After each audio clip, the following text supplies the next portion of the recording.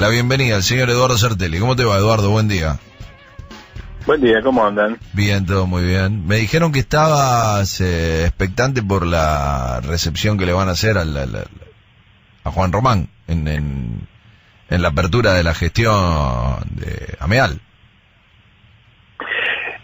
Tengo, ¿cómo decirte? Sentimientos encontrados. Muy bien, me gusta. Decir, aparte me gusta porque te agarro, me gusta porque te agarro a traspié, porque venías embalado para hablar de sexo e hiperinflación y ya te salí con Román y es como que te cambié de frente en el medio del partido y me encanta eso. Sí, pero ya respondí esta pregunta en algún otro momento Mira. A alguien en Facebook. Efectivamente, digamos, como buen hincha de Boca, yo estoy contento de haber disfrutado con la azul y oro a lo que para mí es el mejor jugador argentino después de Maradona. Sí. Un tipo con una cabeza estratégica notable. Uh-huh.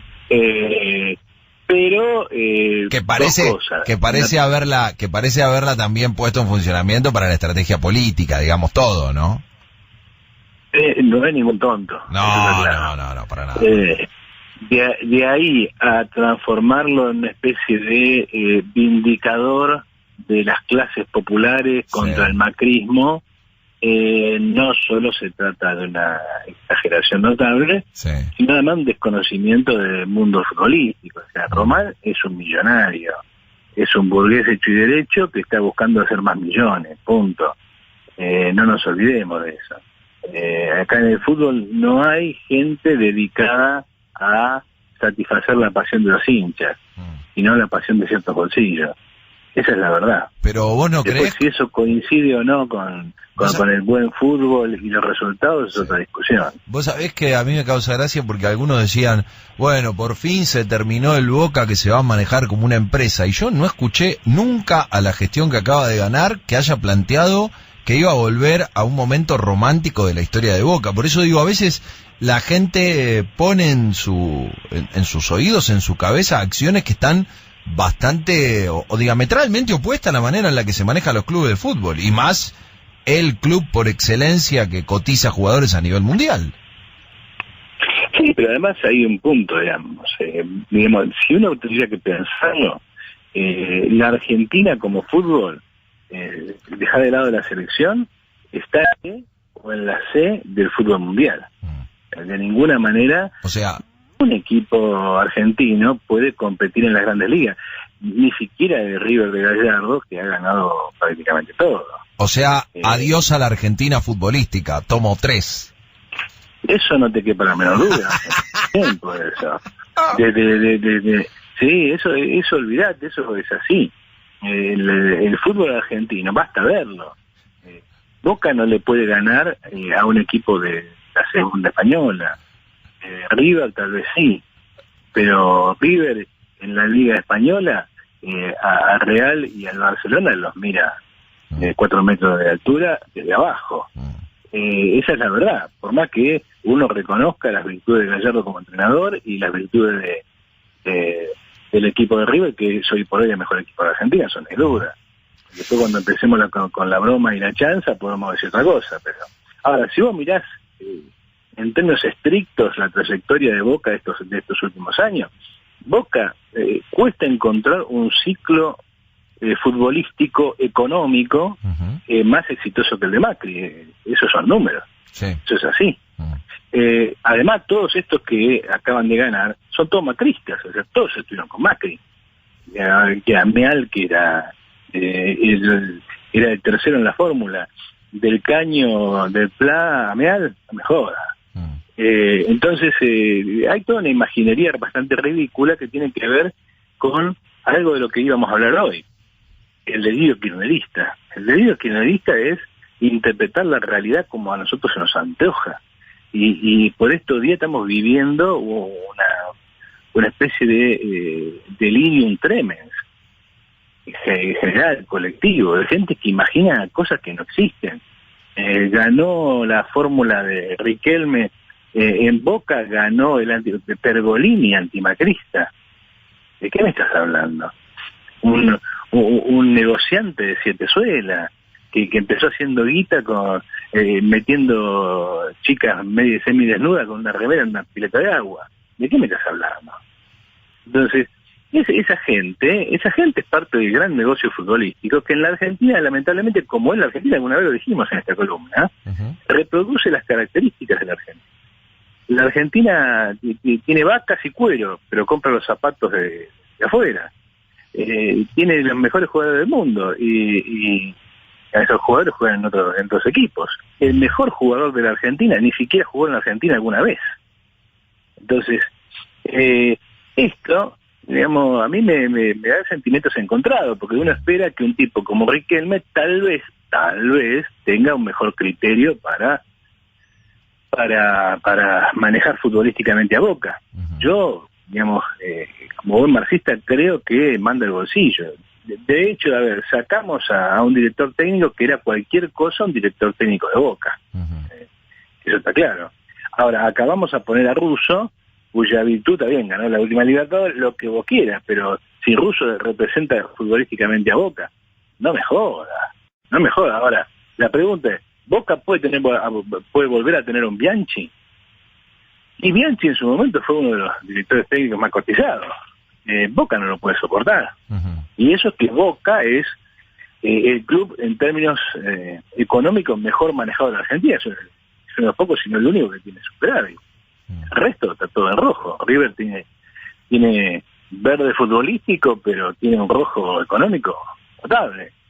Pero ni Boca ni River se pueden bancar a un Guardiola, pero ni por casualidad. O sea, habría que dejar de pagarle a todos los jugadores para pagarle a Guardiola. Ni Boca ni River se pueden bancar ni siquiera un Bielsa, así que cuando mucho a un fracasado vendedor de humo en condiciones industriales como Sampaoli. Pero, a ver, los Pochettino no dirigen acá, por la misma razón que Messi no juega acá. Entonces lo que yo veo es que sin Riquelme, Boca va a seguir siendo lo que es, un equipo de cuarta a escala mundial. Y estamos hablando probablemente del equipo más internacional de la Argentina. Si hay un equipo que tiene escala internacional, es Boca. Por presencia, por fama, etcétera, etcétera. O a cualquier lugar del mundo y entonces una camiseta de Boca. Eso no pasa con River. Ahora, Boca, ya te digo, en términos económicos, no le da ni para jugar en la liga más pobre de Europa. Esa es la verdad. Con Riquelme sin Riquelme.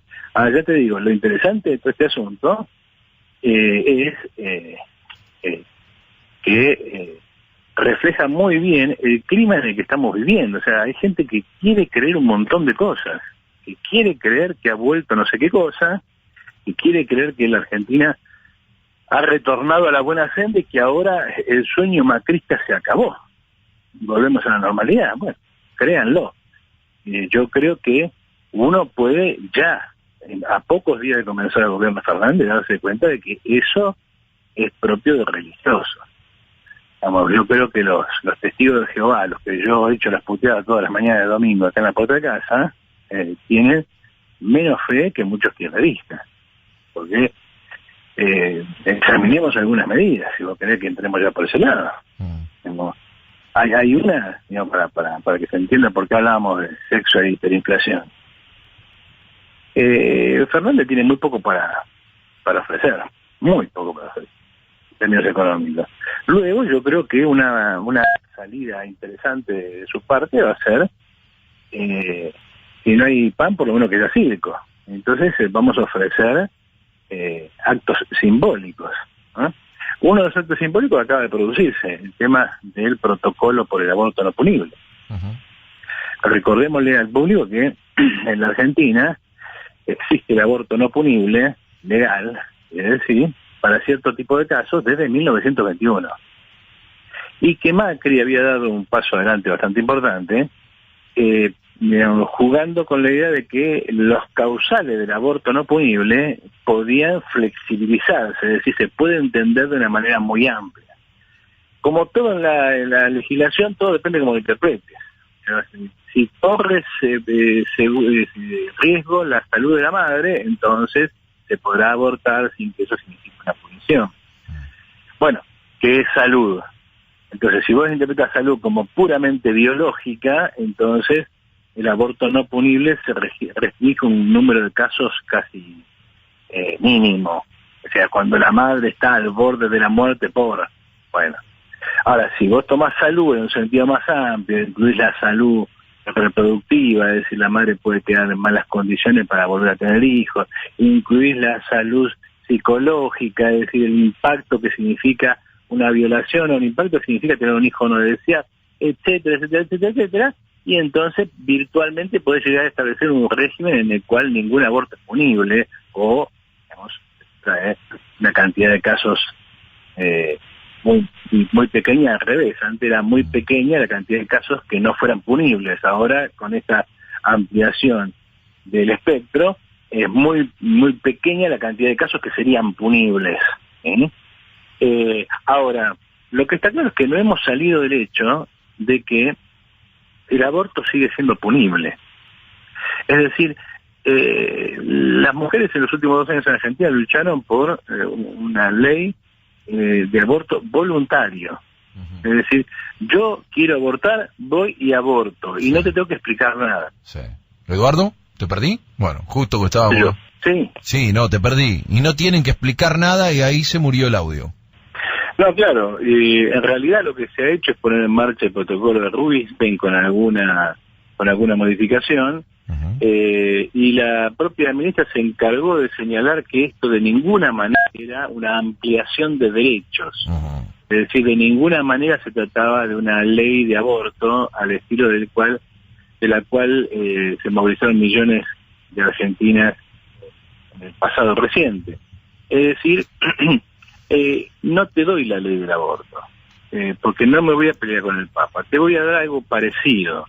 Ese algo parecido lleva al hecho de que las cosas se van a quedar así como son en la Argentina, pero cosméticamente van a parecer diferentes. Alguien va a decir, bueno, pero eso permite de alguna manera que la realidad del aborto en la vida concreta sea más accesible. Sí y no. Esto no es lo que se buscaba, es apenas un paliativo, pero acostúmbrate, porque esta es la tónica del gobierno de Fernández. Hemos pasado del macrogradualismo al graduo Fernán populismo. Es decir, hemos pasado de un gris a otro gris, no hemos pasado a un cambio radical ni siquiera dentro del campo de la política burguesa. Si vemos las otras medidas de Fernández, son más o menos lo mismo. La discusión sobre la deuda, ya la hablamos la columna pasada, la ampliación del consumo, la famosa tarjeta que le van a dar a los hogares pobres, en realidad son 5 o 6 lucas más que le van a dar a algunas personas y punto. Es muy diferente de la magnitud de subsidios que está recibiendo y va a recibir la burguesía argentina de la mano del compañero Fernández. Lo mismo sucede con otras medidas de Fernández. El tema de las retenciones. Un escándalo porque, bueno, volvieron las retenciones. Bueno, primero, las retenciones no se fueron nunca, o sea, siempre hubo retención. Segunda cuestión. Hay un punto claro, digamos, lo único que ha hecho Fernández es volver a las retenciones de Macri del 2018, que habían sido afectadas por la inflación. Sí. O sea, te ataco al campo sin atacártelo. Yo quiero recordar que Videla le sacó al campo 40,1% y que el propio Menem le sacó algo así como 39,50%, no me recuerdo bien la cifra. Es decir, la idea de que un gobierno popular ataca al campo, le saca retenciones y con eso elimina el hambre de la Argentina, es un disparate propio de una mente afiebrada. El gobierno más reaccionario de la historia de Argentina, Videla, es el gobierno que más plata le sacó al campo. ¿Eso qué significó? Significó más plata para otra fracción de la burguesía, para la burguesía, como yo la defino, choriplanera, la burguesía que vive del mercado interno. Lo de Fernández ni siquiera es un ataque a esa escala. Por lo tanto, ¿qué estamos mirando cuando vemos el gobierno de Fernández? Estamos mirando básicamente más de lo mismo. Acá no hay mucha diferencia. Veamos el plan del ministro Guzmán. como yo señalé en algún momento, por estos días, estamos entrando en la fase C, o si vos querés, la fase 3. ¿Cuál es la fase 1? La fase 1 es la fase en la cual los precios de los commodities se elevan. La economía argentina empieza a crecer al amparo de esa elevación de commodities. Se acaban los commodities, se acaba la soja en este caso. La Argentina empieza a tratar de mantener ese nivel de actividad con muchas dificultades, con dificultades crecientes, apelando a la deuda. Esa es la fase 2. ¿Cuál es la fase 3? Ya no hay ni commodity ni deuda. Luego, es necesario sostener esto de cualquier manera. ¿Y qué es cualquier manera? Ahora la Argentina va a empezar a vivir de comerse lo único que funciona, es decir, el campo. Y como eso no alcanza, va a empezar a atacar los niveles de vida de la gente.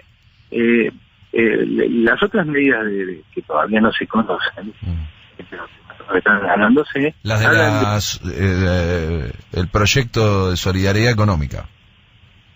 Sí, por un lado contener los salarios. O sea, vamos a un pacto social, lo llamen como lo llamen, que básicamente es contener los salarios.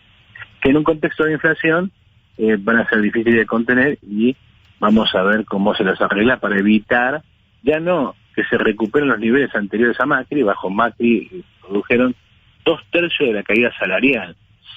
Vamos a recuperar algunos datos. El nivel más alto de los salarios en la Argentina, del obrero calificado, mejor dicho, del obrero en blanco, es decir, que está bajo convenio, más o menos un 30-40% de la población trabajadora de la Argentina, alcanzaron su pico máximo después del 2001 en el año 2011. Es el pico máximo. Hay un pico anterior en el 2008, una breve caída, y el 2011 está un poquito por encima del 2008. Desde allí para acá empiezan a caer sustantivamente. De toda la caída, 1/3 de esa caída, a veces un poquito más, un poquito menos según los miles, se produce entre 2011 y 2015, es decir, del último gobierno de Cristina. Y 2/3 se producen bajo el gobierno de Macri. Con la aclaración de que la mayor parte de esos 2/3 de caída del salario bajo el gobierno de Macri se producen en los últimos 2 años, es decir, cuando empieza la crisis, 18 y 19. O sea, los 2 primeros años de Macri incluso ven una leve recuperación salarial en relación al salario que deja Cristina en el 2015. Ahí ves el efecto deuda. Ves el efecto soja, el momento A, la fase A, hasta el 2011. Te quedaste sin soja y ahí empezaron los problemas. Entonces apelamos a la deuda y ahí ves el efecto deuda, se frena la caída y incluso hay una leve recuperación. Se acaba la deuda y la Argentina se desploma. Y ahora vamos a rascar el fondo. ¿Qué es rascar el fondo? Rascar el fondo significa aumento de, como ya se está diciendo, el impuesto a los bienes personales y las ganancias de los sectores o de los ingresos medios y altos. Ojo con la palabra medios. Ojo con la palabra medios, porque ya vimos en su momento que el famoso impuesto a las ganancias, alcanzaba bajo Cristina hasta los colectiveros. Por otro lado, todo el asunto manejo dólar parece afectar, sobre todo el dólar turista, a los gastos de dólares de los argentinos en el exterior.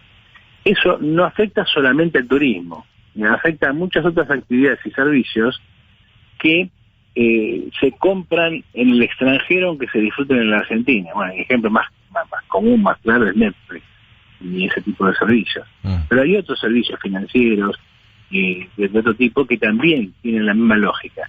Es decir, hay una devaluación implícita que va a afectar mínimamente, pero va a afectar a la inflación en la Argentina. Sobre todo va a haber una afectación un tanto complicada, porque como tenés un tope a la compra de dólares y como para gastar en el extranjero tenés que gastar en firme, o sea, no podés gastar con tarjeta, vas a tener que ir a comprar dólares al mercado negro, es decir, vas a tener que comprar dólares blue. Y eso va a llevar el precio del dólar blue, lo que va a generar una tensión entre el dólar oficial y el dólar blue. ¿Te das cuenta cómo empiezan a volver todos los problemas que se suponía que habíamos superado? Ujú. Y que son recurrentes, todos estos elementos nos dicen, entramos en la fase 3. Y entramos en la fase 3 porque acá no ha habido ningún cambio sustantivo. Estamos repitiendo el ciclo histórico de la economía argentina. En este ciclo histórico, en esta fase 3, hay poco para dar. Por lo tanto, lo que damos es puramente cosmético. Y hay mucho para quitar. Toda la discusión es cómo lo disfrazamos. Es sorprendente eso, digamos, que el propio Fernández no se anime a ir más allá de Macri con el tema de las retenciones. Y es sorprendente que crean que con eso se gana algo, y con eso llegamos a algún lado. Y es sorprendente que crean que no vamos a tener ninguna consecuencia del default. Es decir, que la Argentina declare default no significa nada. En realidad, lo que está detrás de esto es una tendencia a la hiperinflación que puede desplegarse de un modo muy brutal. Que la gente, que Guzmán, Fernández y compañía son conscientes de que hay un riesgo hiperinflacionario en el horizonte, que hay un default en el horizonte ya está claro porque lo han dicho, pero que hay un riesgo de hiperinflación en el horizonte está claro por la modestia de lo que están ofreciendo. El asunto de los microcréditos es una pavada, que para lo único que sirve es para alargar, entre comillas, más plata al mercado. Pero cuando uno suma la cantidad de guita que van a sacar al mercado, va a ser más o menos como una gota en el desierto. Es decir, es un plan que es consciente de todos los problemas que tiene, no puede aplicar otras medidas, pero trata de aplicarlas a cuentagotas. Es una especie de gradualismo al revés. El gradualismo de Macri era para desarmar la bomba de Cristina.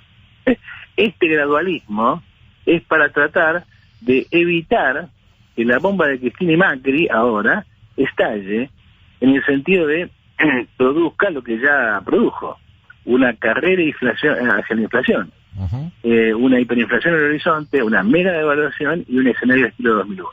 El tema es que no pueden tomar otras medidas porque no tienen que hacer, no tienen otro recurso. Entonces es un gradualismo que va marcha atrás, es decir, reculando en chancleta, va tomando medidas que gradualmente nos van llevando allí donde no queremos llegar. Entonces, me parece que nos vamos a tener que acostumbrar a esta historia. No sé por cuánto tiempo, porque no sé cuánto tiempo dura Alberto Fernández en estas condiciones. Pero lo que vamos a ver es más de esto.